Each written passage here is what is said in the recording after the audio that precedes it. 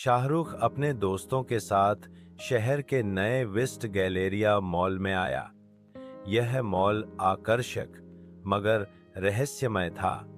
लोगों ने सुना था कि यह जगह पुरानी हवेली के ऊपर बनी है, जिसे रात के समय बंद कर दिया जाता है क्योंकि वहां अजीब आवाजें आती हैं। शाहरुख और उसके दोस्त रात गए मॉल में छिप गए, सिर्फ यह जानने के लिए कि वहां क्या राज छिपा है।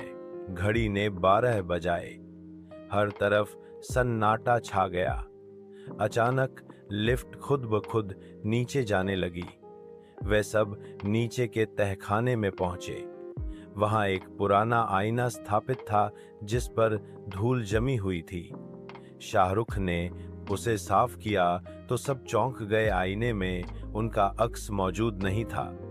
तभी अचानक आईने से एक काला साया निकला और जोर से चीखा, तुम लोगों ने मुझे जगा दिया। रोशनी झपकने लगी।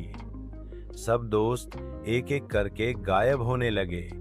शाहरुख भागकर बाहर निकलने की कोशिश करता है, मगर मॉल का दरवाजा बंद हो चुका था। आईने से निकलती आवाजें उसके जहन को मुफलिज करने लगती हैं। अगली सुबह सुरक्षा गार्डों ने शाहरुख को बेहोश पाया। उसके दोस्तों का कोई निशान नहीं था। पुलिस ने मॉल बंद कर दिया, लेकिन आईने को कोई नहीं हटा सका।